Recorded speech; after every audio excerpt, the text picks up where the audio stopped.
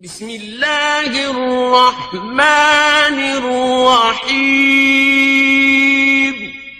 اللہ کے نام سے شروع جو نہایت مہربان رحم والا۔ السلام علیکم ورحمۃ اللہ تعالی وبرکاتہ، نحمدہ ونصلی ونسلم علی رسولہ الکریم۔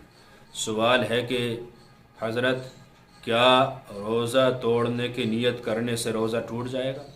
دیکھیے حضرات، اگر کوئی انسان روزہ رکھ لیتا ہے لیکن بیچ میں کوئی ایسی پریشانی آئی یا بھوک زیادہ لگی، پیاس زیادہ لگی یا طبیعت خراب تھی تو اس نے دل میں سوچا کہ میں روزہ توڑ دیتا ہوں، لہٰذا اس نے دل میں نیت کر لی کہ میں نے روزہ توڑ دیا، اب کچھ کھا پی لیتا ہوں، تو اس کا روزہ اس طرح سے نہیں ٹوٹے گا، کیونکہ حضور صلی اللہ تعالی علیہ وسلم کا فرمان ہے، میری امت پر دل کے وسوسے معاف کر دیے گئے جب تک یہ زبان سے نہ کہے یا اس پر عمل نہ کر لے، یعنی جب تک انسان دل میں سوچے گا میں روزہ توڑ دوں تو جب تک روزہ نہیں ٹوٹے گا، لیکن اگر کسی سے کہہ دیا تب بھی نہیں ٹوٹے گا، ہاں اگر کچھ کھا پی لیا تب اس کا روزہ ٹوٹ جائے گا۔